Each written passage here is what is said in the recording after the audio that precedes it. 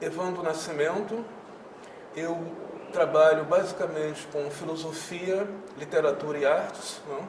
Sou um pesquisador, escritor também, não? Pelo menos sempre ser.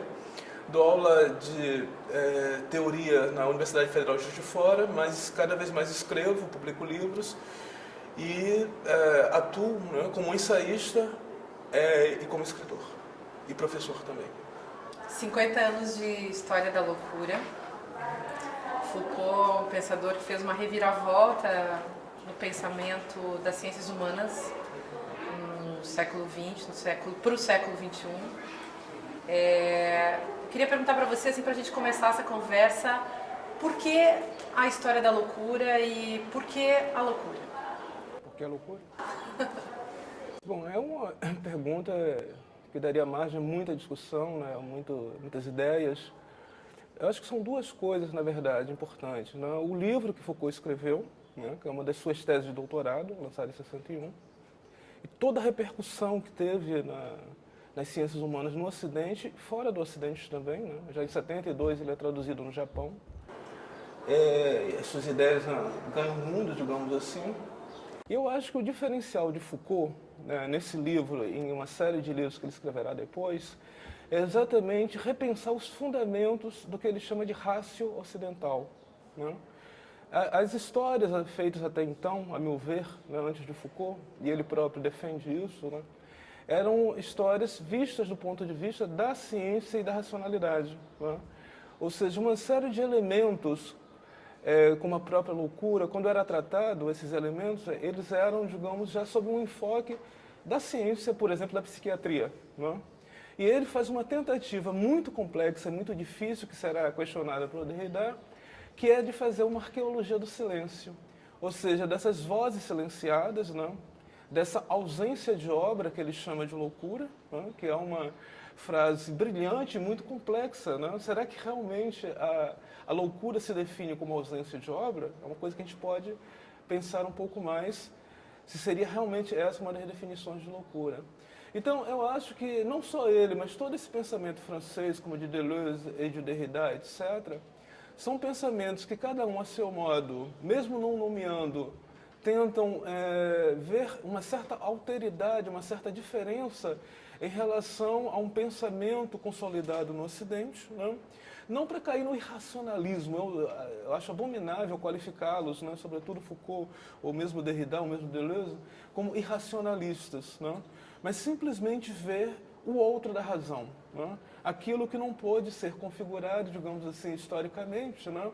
Como dentro de um certo patamar de normalidade. Então, eu acho que o gesto de Foucault é fundamental na abertura mesmo dos anos 60, e muita gente, inclusive o próprio Derrida e o Deleuze, tiraram proveito desse enfocar, né, não mais a história, né, como uma teleologia, como um progresso até se atingir no século XIX as novas disciplinas como psiquiatria, né, como a própria literatura e diversas ciências sociais, etc., como algo evolutivo, mas como a história de um silenciamento progressivo. Né? Esse outro que vai ser enclausurado, que vai ser, mais tarde, a partir do século XVII, segundo Foucault, né?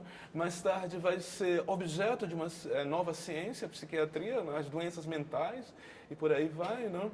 E aí, esse é um dos aspectos, então, da questão, né? Esse evento, esse acontecimento que foi o livro de Foucault. A outra questão inteiramente relacionada a essa que você coloca é a história, a própria ideia de loucura. Haveria um conceito de loucura, esse é um problema muito sério que o Derrida coloca em relação a Foucault. Né? E seria, de fato, a loucura a ausência de obra? Né? O que é a loucura? Quer dizer, um aspecto da questão é pensar que não há um conceito único de loucura. Isso seria substancializar a loucura como se ela fosse um objeto ou uma zona, digamos assim, do humano, né? Desde sempre formatada, desde as origens do homem, e que fosse encontrada intacta nos anos 60 e agora no século XXI. Como se não houvesse exatamente... Primeiro, eu acho que o que a gente nomeia até hoje de loucura são diversas síndromes, diversos sofrimentos mentais, né? São desajustes individuais, né, que geram desajustes sociais, porque normalmente o louco é mal aceito, sobretudo na modernidade, como defende Foucault, né? Para Foucault ainda há uma certa convivência do louco com o que era a sociedade na Idade Média, né? Isso iria para Foucault até o século XVI, né?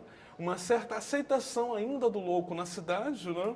E o grande enclausuramento, então, começaria com o que ele chama de Idade Clássica, que é o século XVII. Pode-se questionar essa periodização. Ela não é fácil, ela não é simples, nem acho que Foucault tenha acertado, e não importa tanto o que ele acertou, mas aquilo que ele permitiu falar, né? Antes que, num momento fundamental, que são os anos 60, né? Que é um momento de grande liberação de temáticas, até então, para usar um termo psicanalítico, mas sem psicanálise, né? Eram temas recalcados, temas pouco tratados, digamos assim, do ponto de vista das ciências humanas, né? Então, pensar, antes de mais nada, que não existe uma loucura, que esse termo, na verdade, ele recobre uma série de singularidades, todas ligadas certamente a um certo sofrimento que vem de um desajuste do eu consigo próprio e do eu com o grupo a que pertence, digamos assim, com forte rejeição e forte exclusão social, que eu acho que continua havendo, mas bem diferente do que foi nos anos 60, certamente em função dos trabalhos de Foucault. Ele ajudou digamos, a abrir um horizonte de reflexão e de tratamento clínico, a meu ver, né? Embora eu não seja psiquiatra, né? Mas de um outro ver, de um outro olhar para o que nós ainda hoje chamamos de louco, sem saber exatamente o que isso significa, né? A palavra louco continua sendo utilizada. Ou seja, o conceito de loucura, a partir de Foucault, ele é expandido. Ele sempre foi um conceito, digamos, usado de um jeito muito genérico. Nunca houve assim, uma especificidade radical em relação ao termo, e o que Foucault fez foi demarcar um pouco mais essa amplitude do termo, enquanto ao mesmo tempo definia como ele era construído historicamente, né? E você citou essa frase fundamental do pensamento de Foucault, que diz respeito à loucura, que define a loucura como ausência de obra. E eu fico pensando, Evandro, que talvez a gente possa também pensar o que significa a obra. O que é a obra? Se a gente olha assim para o nosso mundo, para a nossa sociedade, as pessoas vivem e elas, digamos assim, vivem sem um grande projeto de vida, ou seja, todas elas assumem projetos externos, exteriores, que já são pré-estabelecidos, que foram pré-determinados, digamos, por questões econômico-políticas, por um sistema econômico-político, por uma moral. E daria para dizer assim que uma pessoa que simplesmente passou sendo um trabalhador ou passou sendo, enfim, um transeunte aí pela existência, fazendo aquele script todo, né, casando, reproduzindo, enfim, jantando lá na sala de jantar, se encontrando com a família na sala de jantar e depois morrendo. Será que a gente pode dizer que essa pessoa tem uma obra? E, quer dizer, seriam essas pessoas, as pessoas comuns, loucas? Aí eu fico pensando, essas pessoas lá na sala de jantar, essas pessoas, são elas que, aderindo ao senso comum, essas pessoas vão taxar, por exemplo, os escritores, os artistas e os filósofos de loucos. Você como escritor, você como um artista que à medida que é escritor, você como filósofo, você tem uma obra, você entende assim que você seria, enquanto você é para essas pessoas o louco, ao mesmo tempo você seria um não louco? Ou que espécie de louco? Quer dizer, eu estou tentando colocar a questão da maleabilidade, da dialética talvez que exista nessa palavra e que na verdade serve sempre para a gente definir um outro lá que não entende o nosso mundo. Como você vê isso? Eu faria uma distinção, sem criar uma hierarquia muito forte, muito pesada, entre trabalho e obra, né? Quer dizer, trabalho é da ordem da necessidade. Infelizmente, existe uma coisa trágica na vida. Poucas pessoas escolhem o trabalho que precisam fazer para sobreviver, né? Normalmente, não há grandes opções, né? por todo um sistema econômico como ele é montado. Claro, muitas pessoas escolhem, mas muitas pessoas não, são obrigadas a escolher um determinado tipo de trabalho que não é propriamente o que ele talvez ou ela gostaria de fazer na vida, né? E, de um modo geral, os escritores, os artistas, né, mas não só eles, não precisa necessariamente ser artistas, são pessoas que escolhem, né, o trabalho que querem fazer, né?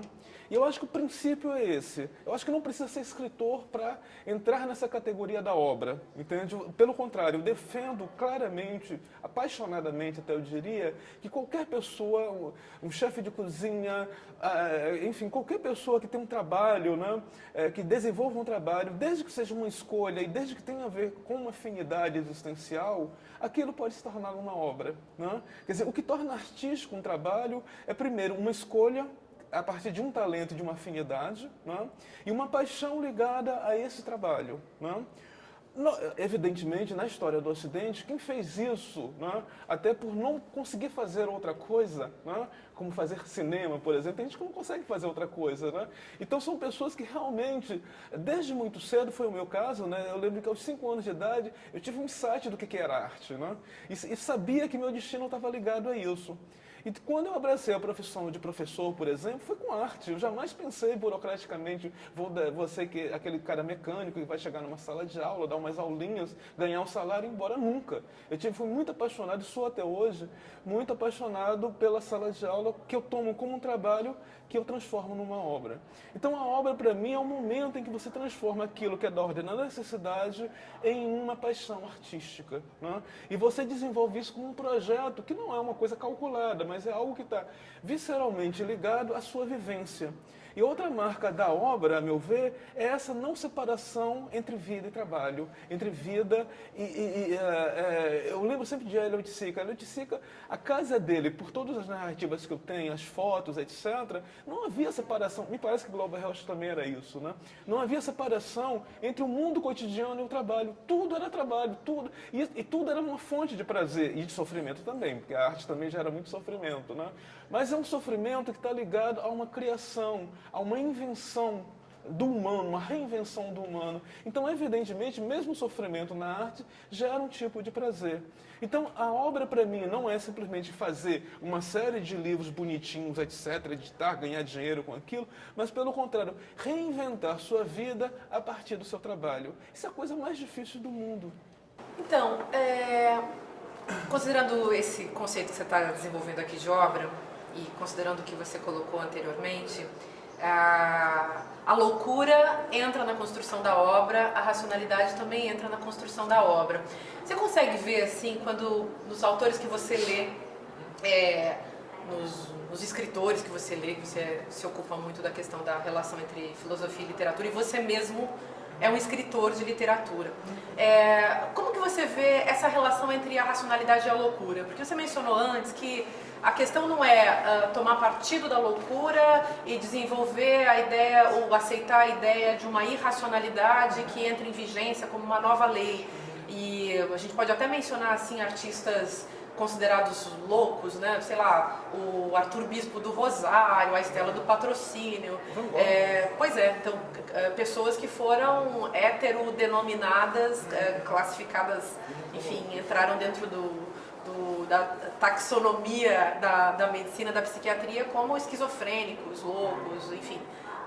O esquizofrênico até sendo uma heterodeterminação mais específica, né, dentro do vasto campo da loucura. Eu queria que você contasse assim como que você vê essa relação, se essa relação constitui uma equação, porque há também um preconceito muito grande, acho, não apenas do senso comum em relação à filosofia, sobretudo a criação filosófica, ou a invenção filosófica, mas há também um preconceito, acho, do mundo acadêmico mesmo, sobretudo aqui no Brasil, que acho a academia brasileira assim muito autoritária e muito inconsciente dos seus próprios processos, né? Você vai pensar, você está falando agora de ser um professor de filosofia que trata, que ensina, pensando que aquilo é uma experiência, no fundo, existencial, uma experiência toda que é construída numa consideração, digamos, subjetiva, é você vivendo aquela situação, mas isso, digamos, se dá na contramão de um esquema pré-estabelecido também, que você não teria obrigação de existir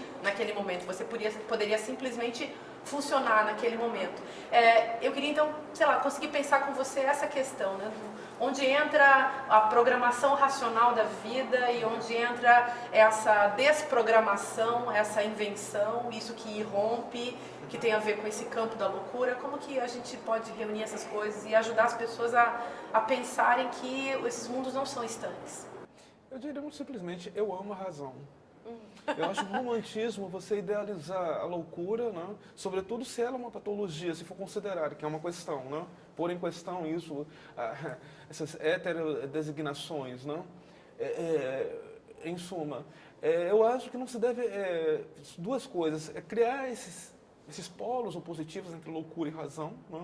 Nem romantizar a loucura, né, como algo de sublime, de maravilhoso, etc., nem abominar a razão como algo execrável. Não?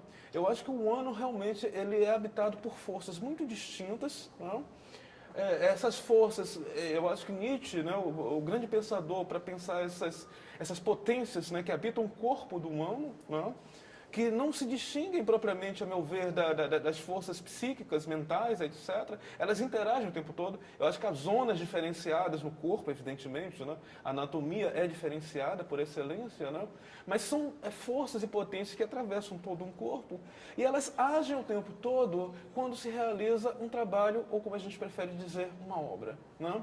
Quando eu vou escrever um livro, quando alguém vai fazer um quadro, ou vai fazer uma instalação, ou vai fazer um filme experimental, eu acho que há muito de cálculo em tudo que eu faço, há muito de projeto, né, de um desejo de realizar determinada coisa, mas há uma aventura que é fantástica na criação, quem cria sabe disso, né?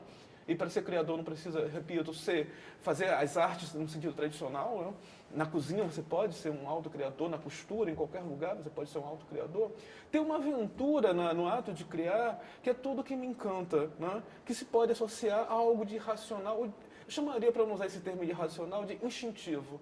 Tem algo que é profundamente instintivo, que é da ordem do desconhecido, né?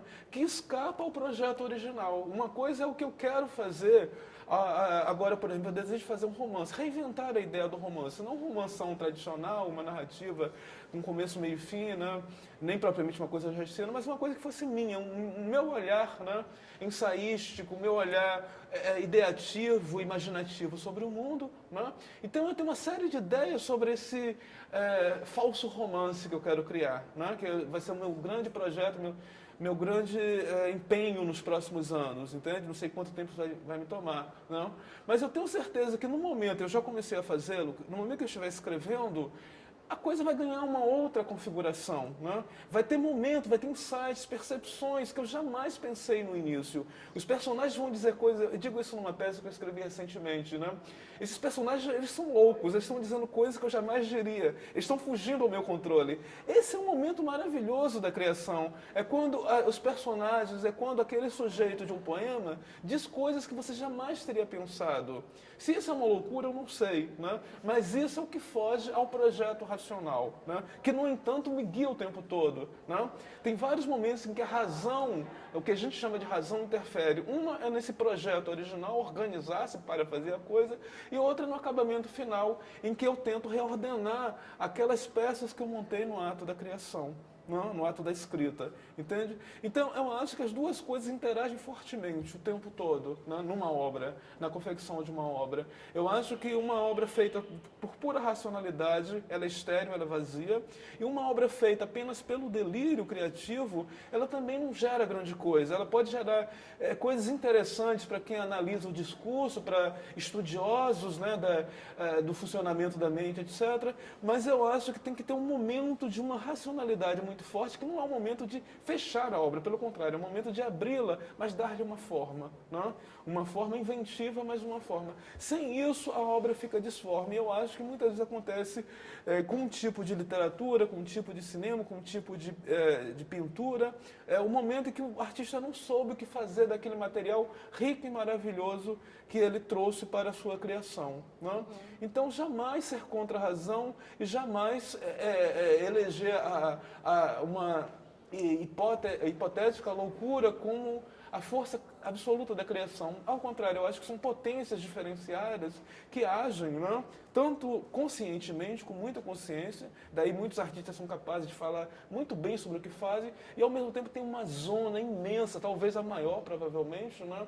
Em que você não controla a coisa, que a coisa vai emergindo, vai se fazendo, vai ganhando uma forma que você não esperava e que é surpreendente, que é maravilhosa, né?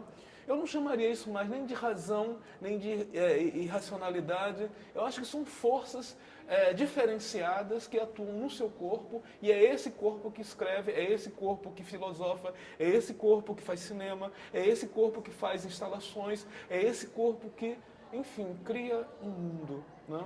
A partir dessa disponibilidade em fazer uma obra que não é fruto nem da simples razão, nem da simples loucura. Você acha que as pessoas têm acesso a isso?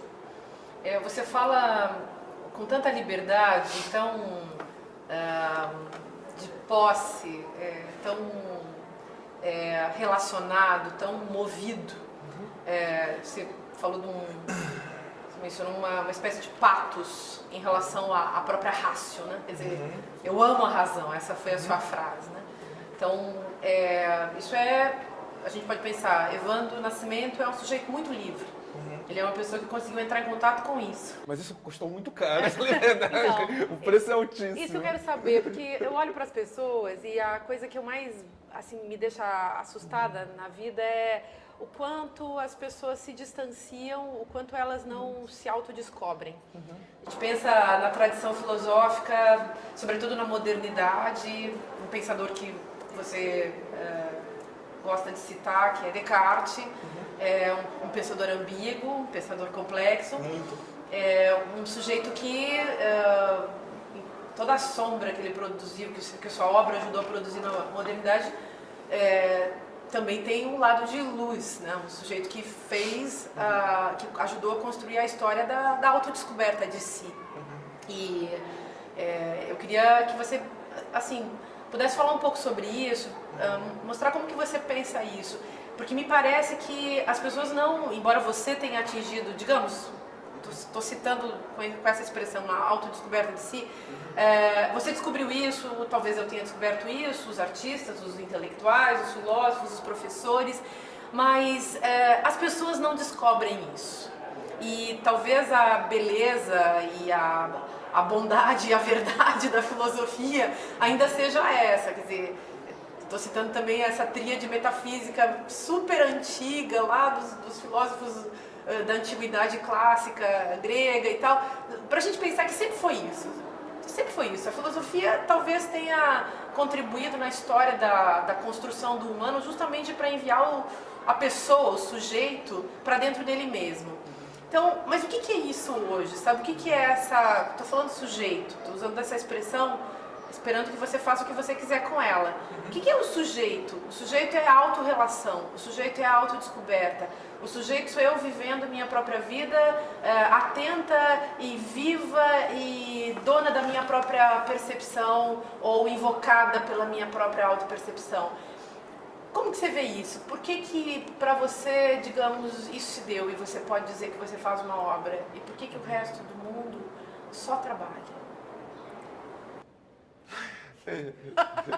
Nossa, muita pergunta numa só, né? Muita eu pergunta. acho, eu já falei um pouco disso, tem uma coisa realmente lastimável na vida.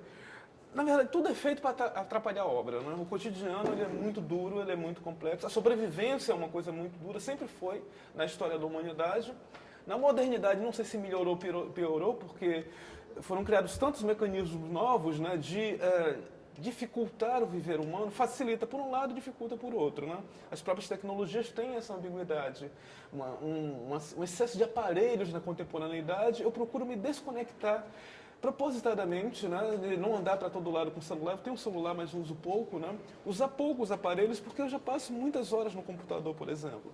Então, o cotidiano tem essa capacidade, ao mesmo tempo, você precisa dele, mesmo eu, mesmo qualquer pessoa, e ao mesmo tempo ele atrapalha muito, às vezes, aquilo que a gente está chamando de criação e de obra, por falta de termos melhores, na verdade, né?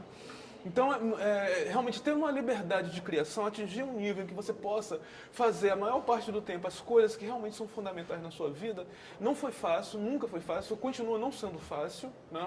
Mas tem um momento em que essas coisas se tornam mais possíveis, né? E eu fiz tudo a minha vida inteira, desde muito cedo, desde muito criança, para atingir esse patamar de poder fazer as coisas que realmente me davam prazer e que geravam, né, digamos, algo de novo. Eu não sei se tem grande importância o que eu faço, mas pelo menos eu tenho a sensação de que foi o que eu pude fazer com a singularidade do olhar que me foi dado no mundo, né? A minha tentativa é de abrir uma janela para o mundo. Eu acho que o artista, ele deve buscar mesmo, né, fazer um esforço máximo, né, uma atenção máxima para abrir janelas, né, e possibilitar respirar a si próprio e aos outros. Eu vou discordar um pouquinho de você apenas, mas muito pouco. Na verdade, eu concordo com praticamente tudo que você disse. Eu não acho que esse processo que você pontuou na minha fala seja de descoberta de si, não. Eu acho que é de descoberta do outro, né? Eu acho que a grande sacada que eu dei em minha vida foi que, num certo momento, a minha liberdade só viria se eu, de fato, me abrisse para descobrir o outro, né? E compreender essa coisa difícil que é você, que são os outros que estão próximos de nós, né? E não só o outro humano, o animal, a planta, né? Tudo que vive, tudo que pulsa, né? É isso que para mim é o grande enigma e a grande fonte de prazer. Todo prazer vem, né? Claro que passa, a descoberta do outro reverte para uma descoberta de si. É conhecendo o outro, é conhecendo como o outro pensa, como o outro sofre, como o outro imagina o mundo, né, que eu acabo descobrindo como eu próprio posso pensar o mundo. É um retorno a si também. E o jogo é o tempo todo, eu não diria dialético, mas há um jogo, né, há um deslocamento entre ver o outro como ele pensa, e a literatura abre essa possibilidade, você entrar na pele do outro, o que é uma grande loucura, né? Como você inventa um narrador que não é você, né?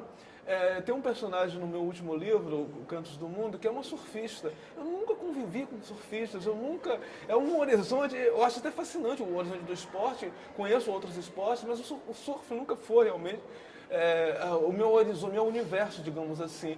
Mas um belo dia, por várias razões que não cabe comentar aqui, eu inventei uma personagem feminina ainda por cima, a coisa mais rara ainda, né? Uma surfista, né?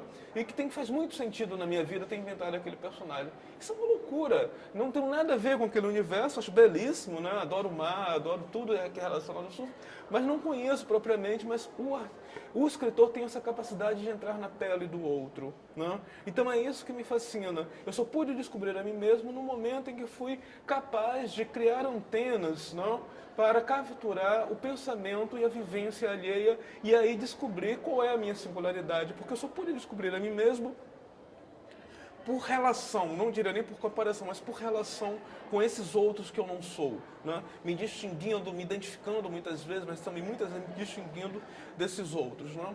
Então isso custa muito caro no sentido de que a sobrevivência ela é dolorosa, né? Você precisa comer, você precisa viver bem, né? Ter uma boa casa, sem isso, né, nada funciona direito, né?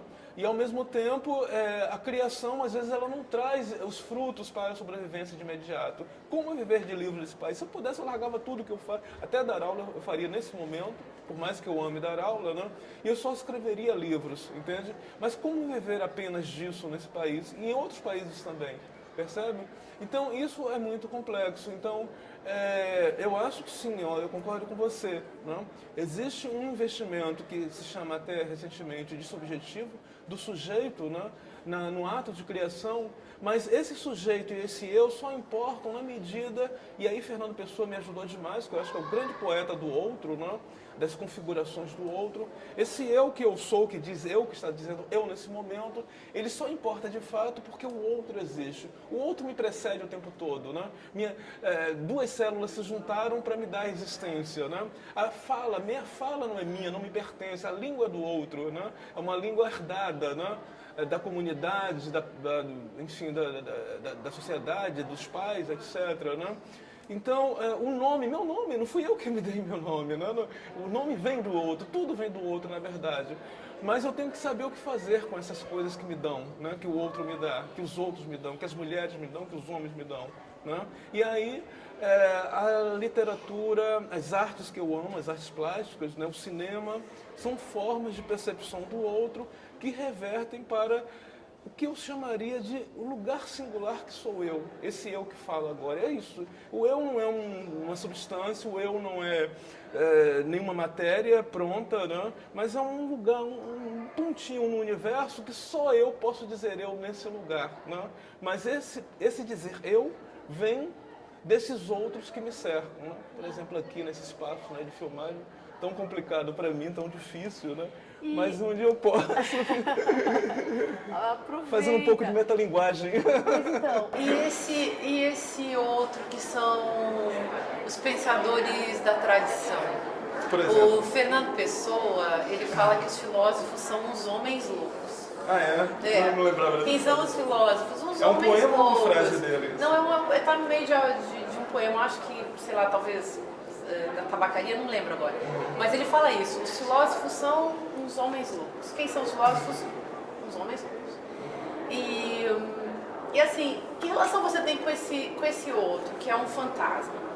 E eu tô perguntando isso porque, pra você falou assim, pra ter chegado aqui, eu passei muito trabalho. Quem te ajudou, assim? Quem ajudou? Porque eu acho que os filósofos são isso, né? Os filósofos são esses caras que a gente fica lendo em busca desse outro, reverte para esse eu, concordo com você que essa autodescoberta se dá por meio de meio que na errância, né? Meio que nesse abrir-se realmente para a alteridade. A grande descoberta da vida da gente não é a gente mesmo, mas que o outro existe, né? O outro existe. Por mais espontoso que seja, mas a verdade é essa, o outro existe. A outra também. O outro existe. Então, esse indisponível, né, esse desconhecido, esse imponderável, né? E a vida fica interessante quando você começa a pensar assim, né? Que talvez exista uma mágica, né? Algo que não estava na ordem do seu controle, na ordem dessa racionalidade que tudo controla. E eu fico pensando nos filósofos, sei lá, Fernando Pessoa falou que eles eram uns homens loucos, e eu fico pensando que eles são uns fantasmas muito, muito legais. Eu penso que o personagem literário, ele também é um fantasma, ele irrompe desse lugar indisponível da existência, onde ao mesmo tempo você transita, né? Quer dizer, você anda nesse território. E eu queria perguntar isso para você, de um lado, sobre esses fantasmas da história.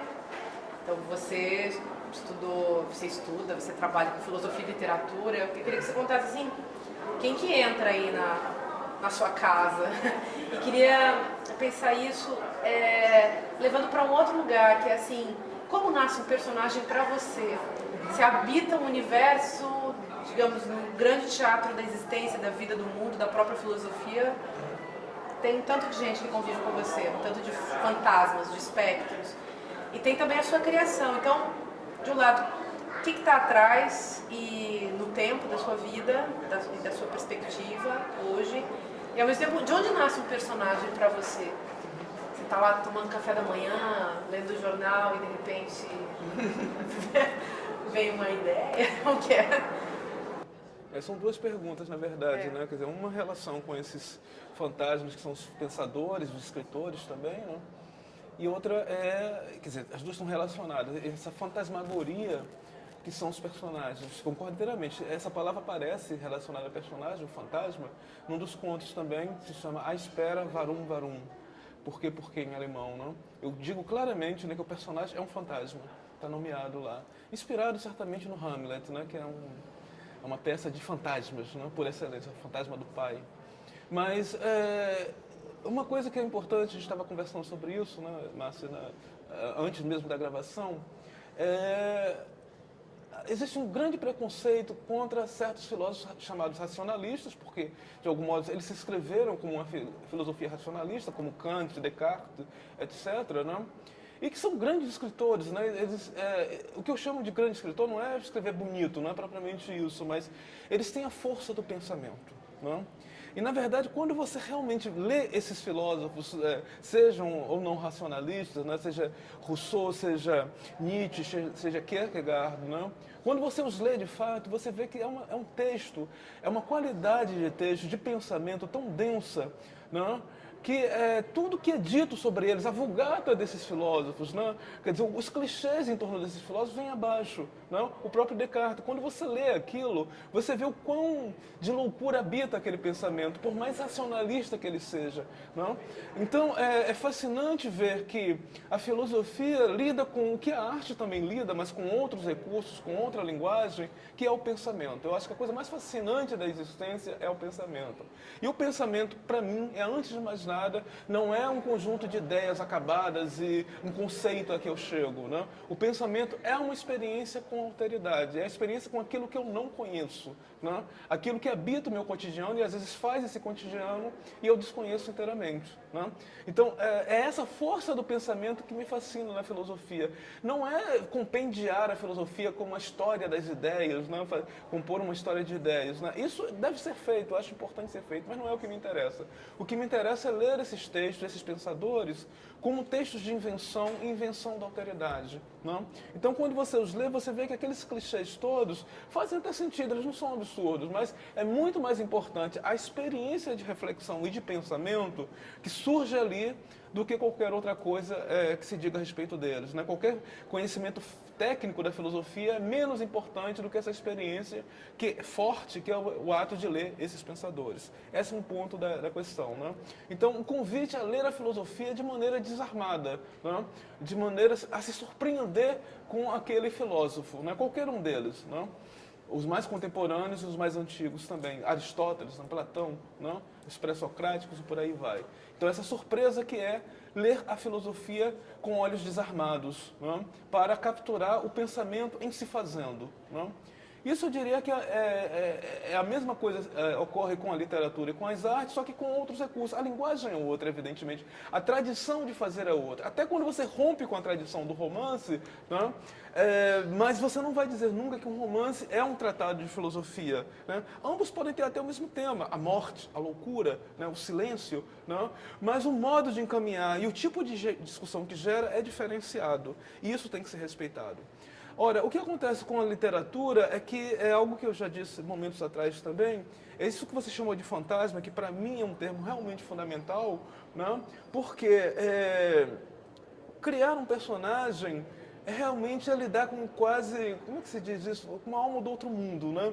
De um outro mundo mesmo, no sentido que ele vem, sobretudo um personagem mesmo, ele fica me perseguindo, querendo que eu conte a história. Eu entendo bem Pirandello e seus personagens, entende? Ele fica me perseguindo ao modo tal que eu não consigo dormir se eu não escrevo. O computador pode estar desligado, eu sou obrigado a religá-lo. Enquanto eu não ligo o computador e escrevo a história do personagem, não consigo sossego, não consigo paz, entende? Ele fica ali pedindo que eu conte a sua história. É assim que funciona para mim, não o tempo todo, mas em grande parte, né?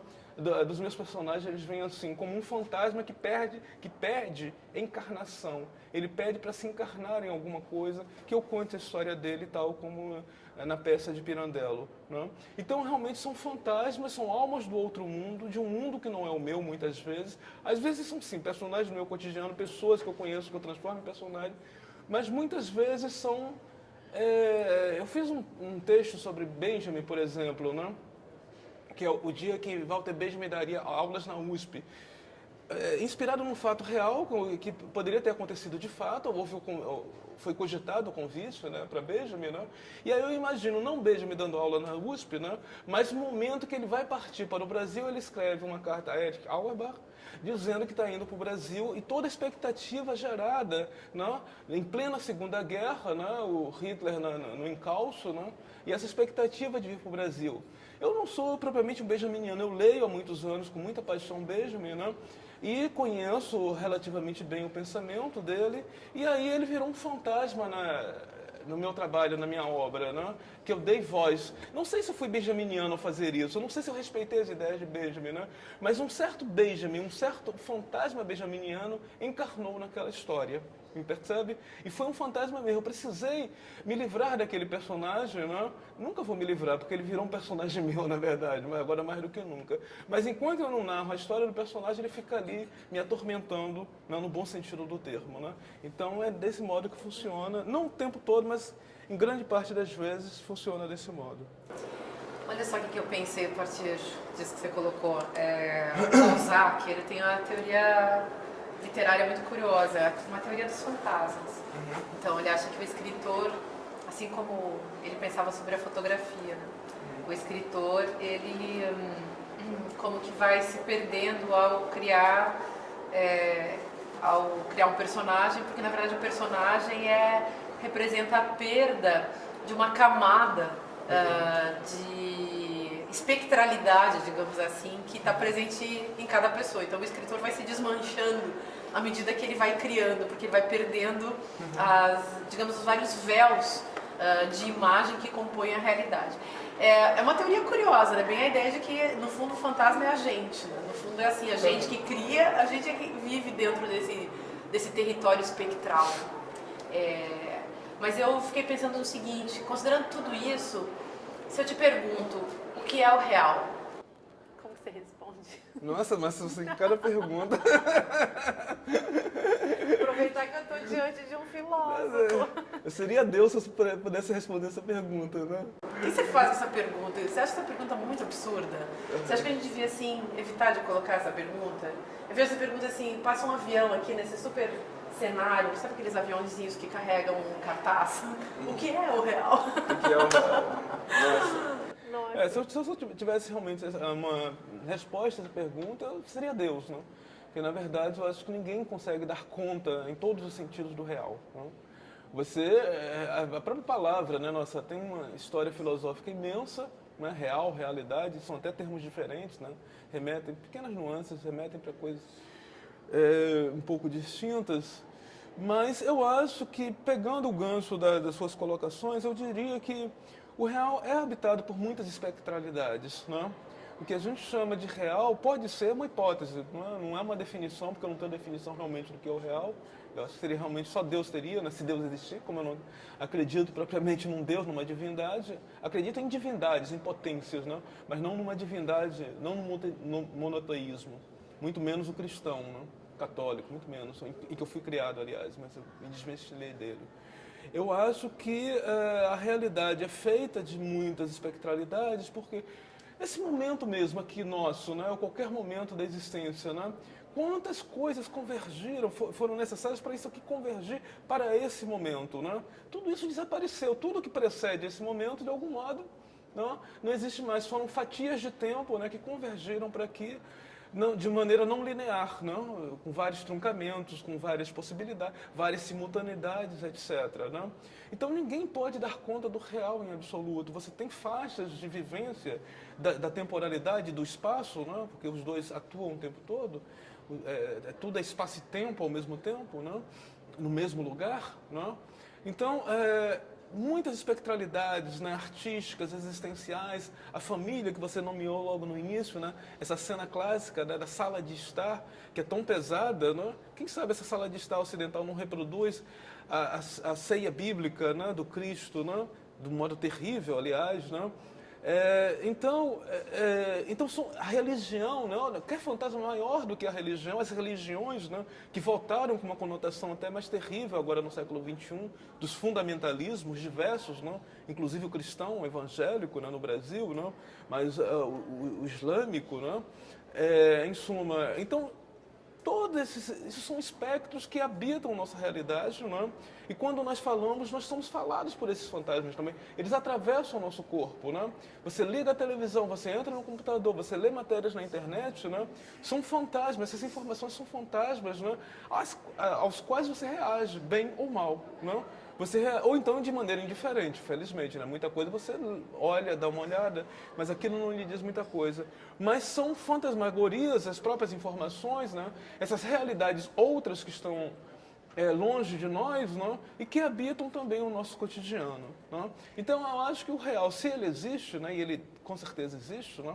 Materialmente, empiricamente e transcendentalmente também, né? Ele é feito de diversas faixas. Né? E o que nós individualmente conseguimos fazer é tentar lidar com essa loucura que é a simultaneidade de tempos e de lugares, né? Que estão aí perpassando o tempo todo, né? Seja na realidade da televisão com a qual você lidou e lida, né? seja numa sala de aula, seja num teatro, seja numa praia, seja no dia a dia, né? Eu estava fascinado vindo para aqui, para Niterói, né? Olhando com todo cuidado aquelas pessoas que todos os dias atravessam, né? A sua maioria vão para o Rio de Janeiro e mais tarde retornam para Niterói, né? O contrário, a quantidade é bem menor, né? E eu absolutamente fascinado e espantado que aquilo seja um ritual cotidiano. E lembrando da famosa música do, né, o Vida de Gado, né, da MPB, que é fascinante nesse sentido, né? Tem algo de bovino naquilo, no bom e no mau sentido, né? Algo massacrante, mas algo também que é vital para aquelas pessoas fazendo essa travessia todos os dias, né? Algumas delas fazem todos os dias, né? Não é a minha realidade, né? Mas eu fiquei fascinado em ver essa realidade das barcas, né? Rio, Niterói, e esse cotidiano que as pessoas enfrentam todos os dias, umas com prazer e alegria e outros com muito sofrimento, né? Porque não é nada fácil, não? Para o tipo de vida que elas levam, certamente é muito sacrificado, não? E a gente vai vivendo com essas realidades espectrais, não? Que estão aí ao nosso lado, algumas atravessam o nosso caminho, outras entram na nossa vida, e os personagens são um pouco disso, são outros, são alteridades, algumas já estão na gente, outras vêm, não? E de qualquer maneira são vozes do outro. Para mim sempre, quanto mais íntimas elas são, quanto mais elas parecem dentro de mim, se eu remontar a origem daquela voz, daquela fala, daquele espectro, ele veio de alguém, foi uma vivência, um contato com um outro, com um amigo, com um desconhecido, com um aluno, com um professor, entende? Essas vozes que são a criação própria, né? Essa polifonia que é o criar, fazer cinema, que coisa mais polifônica. Eu nunca fiz cinema, né? Mas imagino que seja fazer cinema porque eu vejo muito cinema, não? Essa polifonia de imagens, de vozes, não? Que é o que a gente ainda hoje chama de cinema, experimental não, de preferência experimental. Então, considerando essa dança dos espectros... Dá um título de romance, Dança dos Espectros. Meio de terror. Esses véus que se entrelaçam, que é mais ou menos assim que eu entendo que você estava falando. Nossa, que é essa realidade assim que é feita, digamos, muitas telas em confronto e se atravessando e se cortando, lâminas e telas. Do que você falou, essas imagens me vêm. E aí... E é belíssima essa imagem, concordo inteiramente. É isso mesmo. Véus, telas, lâminas. Lâmina é um pouco mais dilacerante, mas tudo bem, faz parte, né? Também é. Aí, assim, estava lembrando desse livro do Todorov, sobre a literatura em perigo. E a questão, enfim, que eu acho que tem sido colocada por tanta gente, é um tema na agenda geral do mundo, o mundo da internet, da imagem técnica, do avanço, enfim, das tecnologias, a mudança do suporte. Então a gente sai de repente do códice para, assim como a gente saiu um dia do papiro, né, do rolo, e de repente a gente chega nesses livros eletrônicos, mas, enfim, para além do suporte, você acha que o suporte, enfim, os suportes, eles também, as formas, no seu sentido mais concreto, elas nos fazem viver, elas criam comportamentos, o fato de você ter um livro com você na bolsa, você vai atravessar de balsa ou vai andar no metrô, a sua experiência com o mundo é diferente porque você tem um livro ou não, enfim, porque você lê ou não. O fato de você ter chegado numa linguagem escrita faz diferença também na sua forma de pensar o mundo, e tudo faz diferença, claro. Cada micro detalhe, né, da nossa experiência modifica a nossa experiência. E eu estou te perguntando isso então sobre a questão da literatura e quero colocar junto a da filosofia. Você acha que a literatura está em perigo, que a filosofia está em perigo? Você acha que existe alguma tarefa, um papel social, histórico dessas formas de atividade humana, digamos assim, literatura, filosofia? Como que você vê isso? Assim, tem função concreta? A gente tem que, enfim, pegar a nossa arma, que é a linguagem, e agir em nome de alguma coisa? Ou a gente deixa assim que a vida corra do jeito que está indo? O que a gente faz? Qual é o poder dessas instâncias, vamos chamar assim, né? O que a gente faz com isso? A gente não faz, a gente deixa acontecer. Tem tarefa a literatura? Tem tarefa a filosofia? Qual que é? Não, tarefa eu acho que não tem não. Tarefa no sentido de uma função específica. Acho que seria a morte, né? Pensar numa função específica. Acho que pode ter várias funções, várias tarefas, porque é uma atividade que gera, né, efeitos na realidade, né? Tanto a filosofia, e ambas lidam com o pensamento, eu insisto nisso, né? O que me interessa é o pensamento que ambas geram, né? Formas diferenciadas, e esse pensamento passa pelo corpo, não? Empiricamente também. Eu não gosto muito do discurso da crise do perigo, eu não concordo com ele, sabe? Eu acho que a literatura e a filosofia sempre estiveram em perigo, sempre correram riscos, né, de toda a natureza, de desaparecer, de não se realizar, de não ser aceita na cidade, né? Desde a República, a famosa cena da República, né? A própria filosofia foi perseguida em diversos momentos, teve relações conflituais com a sociedade, de fomentação e também de rejeição, né, no iluminismo, nos anos 60. Né? Outro dia estava lendo uma matéria horrorosa de um sujeito, colunista da Folha de São Paulo, Pondé. Tem bons colunistas na Folha, mas ele é ultraconservador. Tem a sua função, né, o ultraconservador.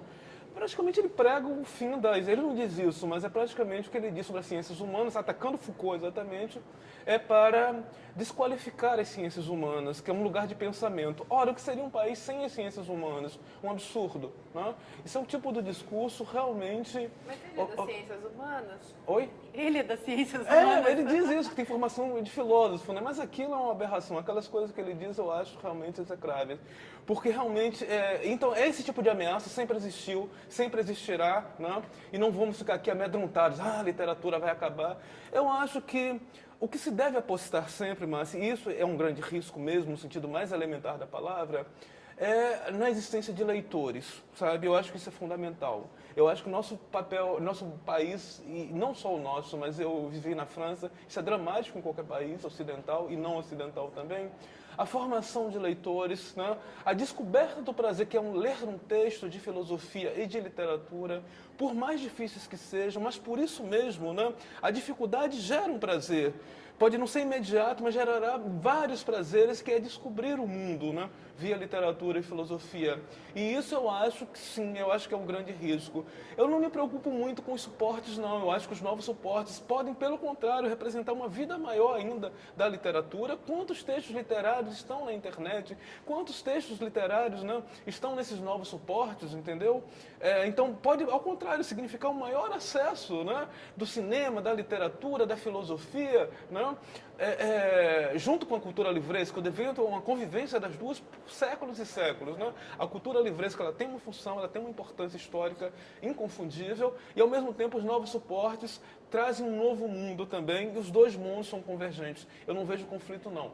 Eu acho que o grande risco mesmo não está no suporte, mas na formação de leitores, né? No mostrar para... E aí o papel da escola, o papel do governo, né? Nesse gerenciamento da escola pública, sobretudo, que é muito maltratada nesse país, sobretudo o leitor que está se formando, né? De primeiro e de segundo grau, entendeu? Isso é marcante para o sujeito. Né? Eu dou sempre o exemplo de um técnico computador que me dá assistência de vez em quando, em que ele só tem o segundo grau, como a maior parte deles, né? E ele fala de maneira apaixonada da literatura.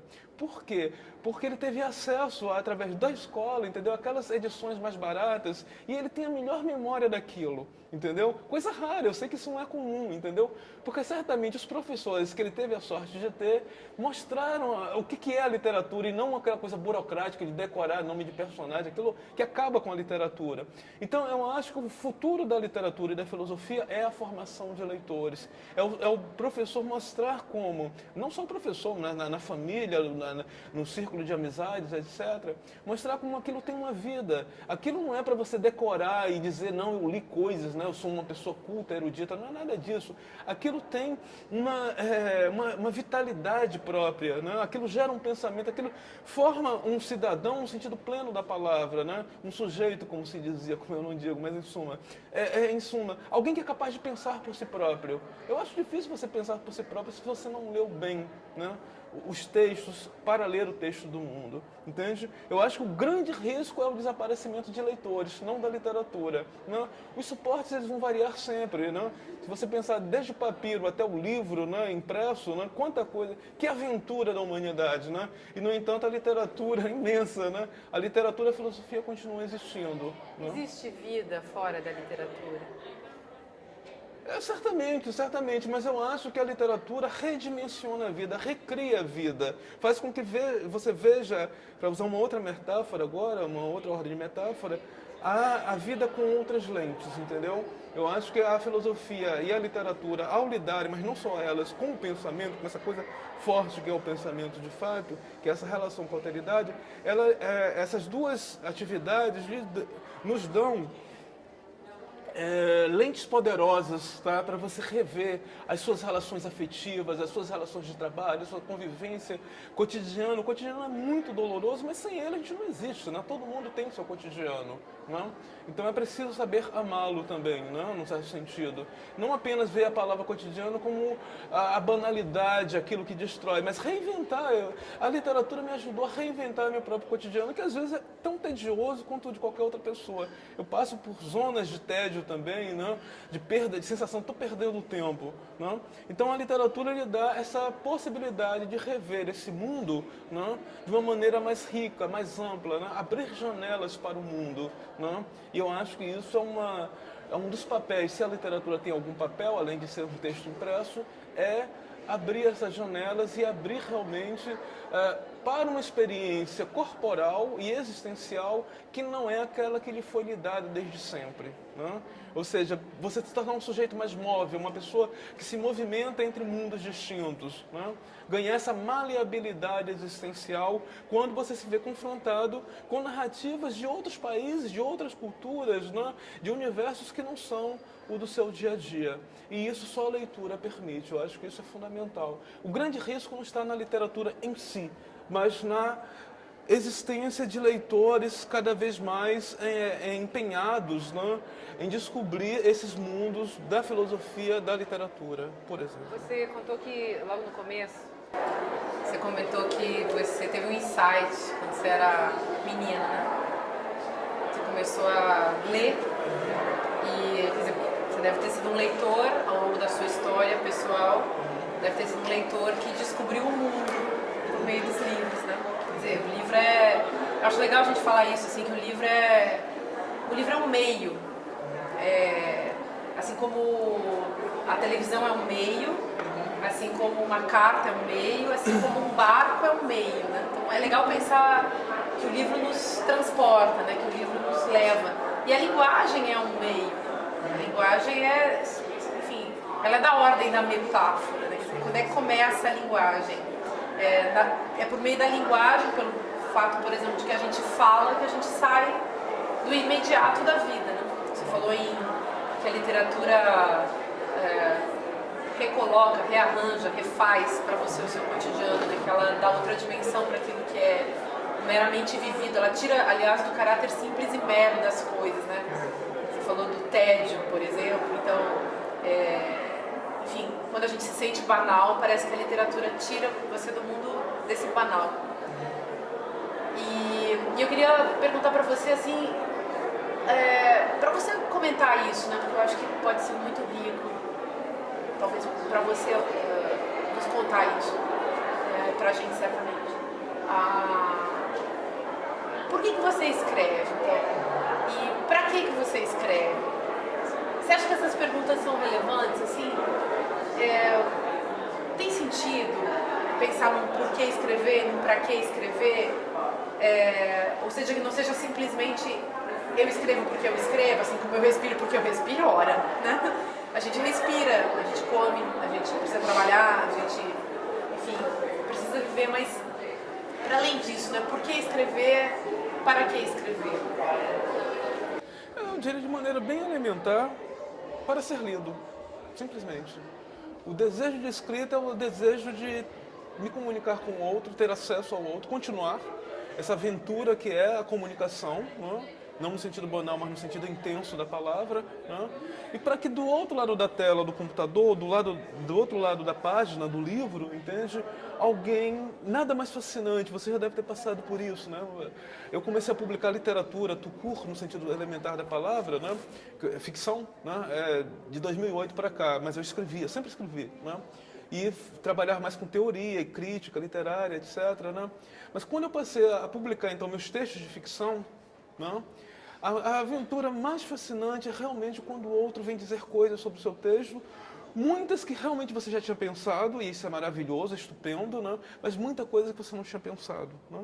Então, escrever é só para isso. Quer dizer, a grande finalidade, não adianta fazer livros maravilhosos que não serão lidos, né? E eu costumo dizer, eu quero escrever para qualquer nível de leitor, eu quero ser entendido, é um sonho, eu sei que nem sempre isso dá certo, né?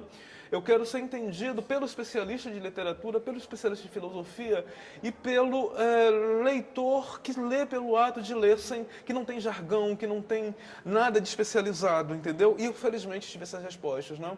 De pessoas que, das duas coisas, de escritores, tive ótimas respostas de escritores, né? Do Antônio Cícero, do Armando Freitas Filhos, né? Pessoas que eu amo, que eu venero como escritores, entendeu? E, ao mesmo tempo, tive respostas de pessoas, de amigos de infância, por exemplo, né, tocados, né, de estrangeiros até. Teve uma francesa que disse que, olha, eu fiquei muito emocionada com seu livro, etc. E eu perguntei, mas a língua não foi impedimento? Ela disse, não, tem algo que ultrapassa o nível da língua. Né? Isso é a coisa mais fascinante que alguém possa dizer a um escritor, entende? Então, é escrever para ser lido, simplesmente, não para fazer belos livros maravilhosos, mas para ser lido, discutido, né? Coisa que não é nada simples, porque esse acesso ao livro, como eu dizia há pouco, é muito complicado em nosso país, né? Tudo é feito, muitas vezes, contra ele, né? E isso é lastimável. Né? Os teus alunos, os teus colegas, professores como você... E os teus alunos, eles te leram? Muitos sim, muitos eu não posso dizer, porque quem não lê não diz nada. Ninguém vai dizer, eu não li o seu livro. Claro. A pessoa diz, eu li o seu livro, gostei, não gostei. Muitos silenciam, muitos vêm me dizer sim, que leram muito bem, gostaram, releram. Alguns vêm dizer que leram e releram. E isso é muito gratificante, né? Claro que eu quero cada vez mais leitores, todo mundo sonha com isso, né? Com ser lido cada vez mais, né? Claro. Mas isso é imensurável, entende? Ainda mais quando você aposta num certo nível, numa certa qualidade de texto, né? De reflexiva, etc. Isso torna, às vezes, as coisas mais difíceis. Não que eu escreva complicado, eu não acho isso, mas há um grau de exigência que eu me fiz a vida inteira. Por isso eu levei muito tempo para publicar, certamente foi por isso, né? Então eu não tenho nenhum sonho, nenhuma fantasia de que daqui para amanhã eu vou me tornar um best-seller, nem acho que essa é a questão. Eu quero simplesmente, gostaria, né? Todo mundo sonha com isso, ser mais lido, ser mais comentado, etc. Mas isso não tem fim, né? Uma vez que você publica, o reconhecimento e as leituras se desdobram, enfim, até após a sua morte, de preferência também após a sua morte, entende? Então você não tem como mensurar isso, não tem. E aí você tem que relaxar, você tem que deixar que as coisas aconteçam, as respostas vêm, já estão vindo, e eu espero que venham cada vez mais, né? Mas tem algo que você não controla, que é exatamente a leitura do outro, né? Eu faço tudo para que o livro saia com a máxima qualidade possível, mas eu sempre digo, tem uma parte que é o livro foi publicado, aí ele não pertence mais a mim, pertence ao outro. E ele tire o melhor proveito disso, entendeu?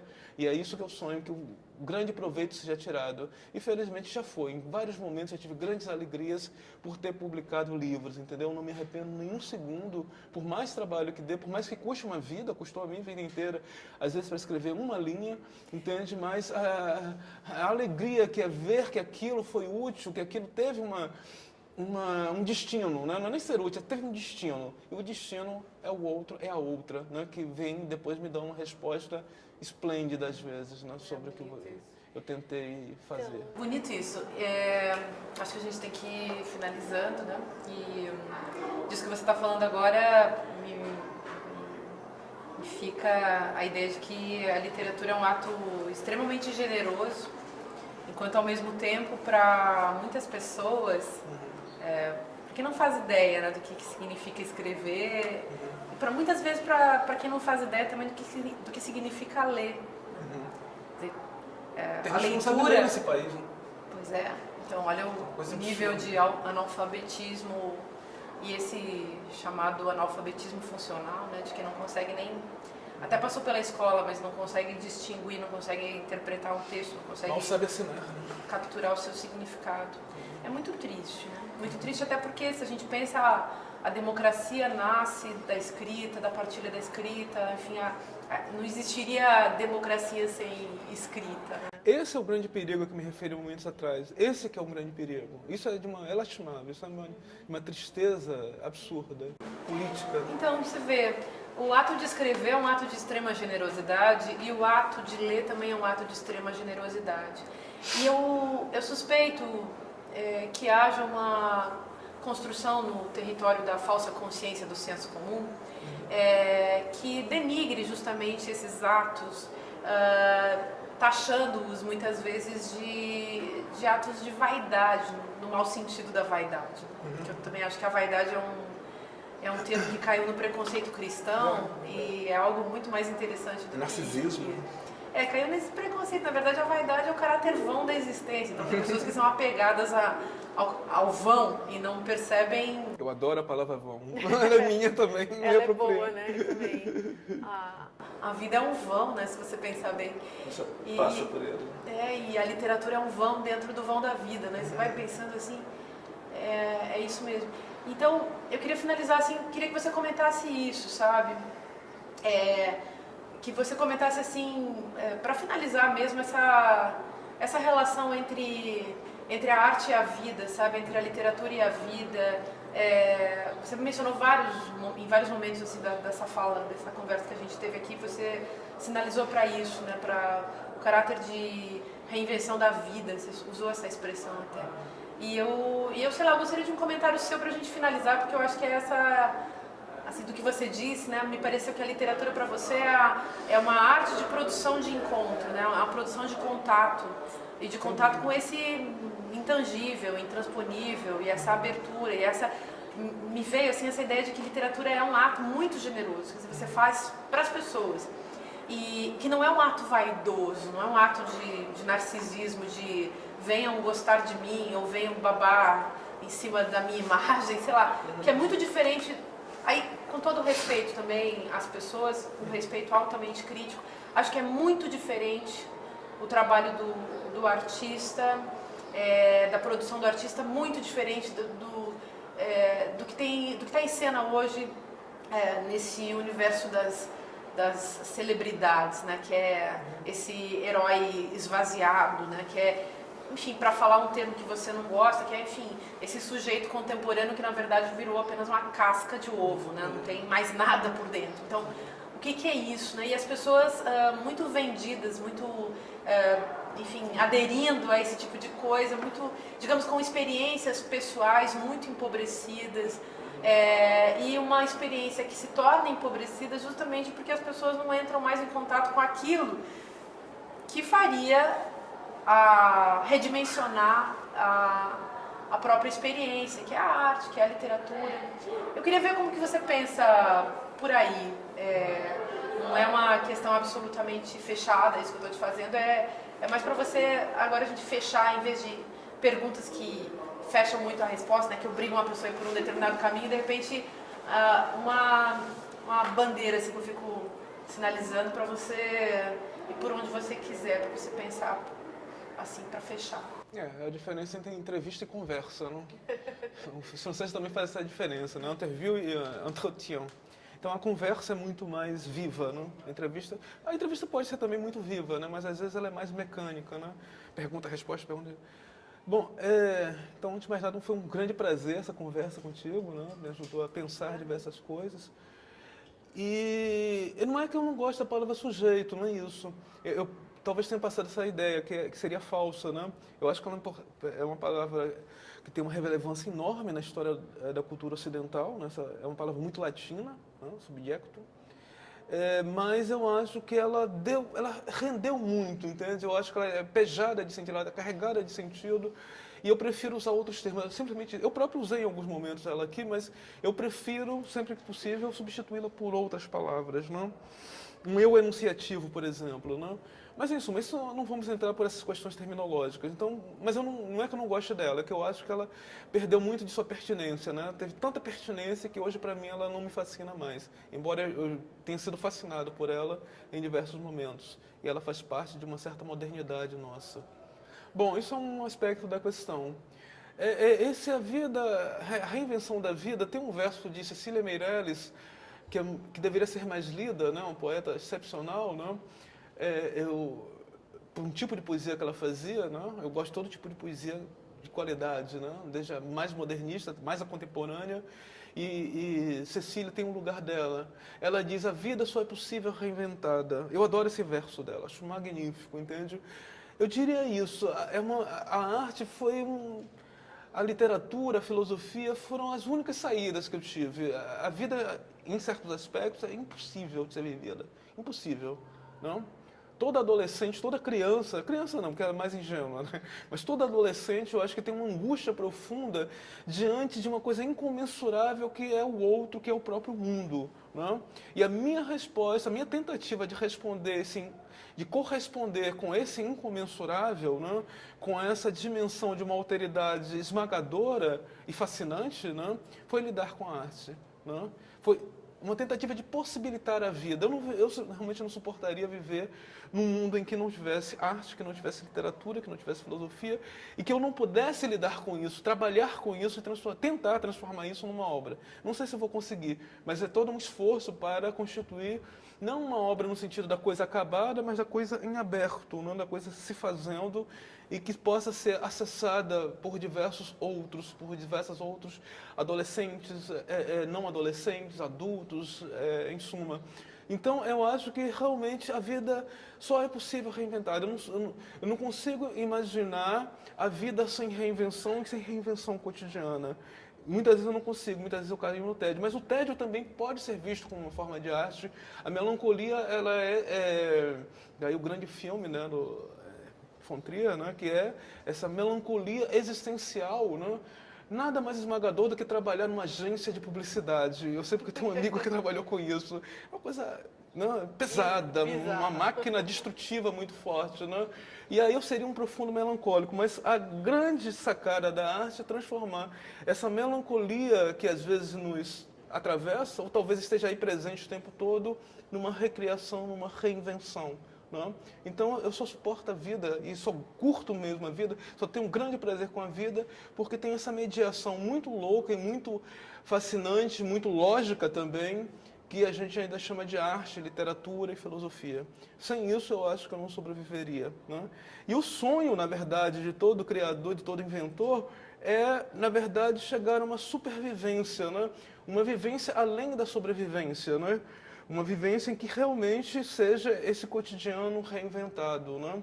Não é possível sempre, né? Mas o esforço é feito para isso. Né? Eu só diria isso. É um esforço muito grande para vivenciar essa supervivência e quando ela ocorre é o esplendor. É o esplendor. É a única palavra que eu tenho é essa. É esplêndido. A vida é esplêndida, né? Quando vivenciada como arte. Né? É isso. Obrigada, Evandro. Que bonito. Fiquei feliz. Obrigado gente. a você. Que conversa boa. Bacana. A gente foi obrigada a conversar. Ai, foi tão bom.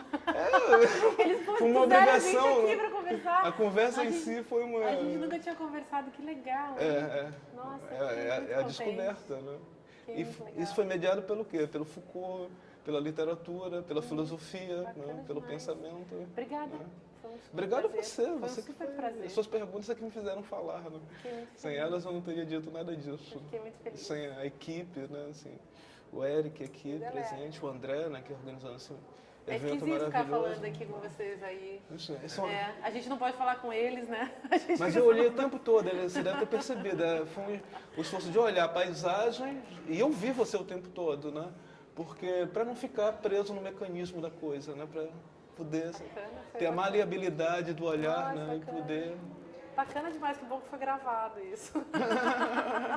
E foram muitos fatores para isso acontecer, né? Para esse real acontecer, né? Muitos acasos para quanta coisa, né? Isso aqui chegar a acontecer. Obrigado a você. Obrigada, gente. Então, Até a próxima. Até a próxima. Ei, legal demais. Bom. Bacana.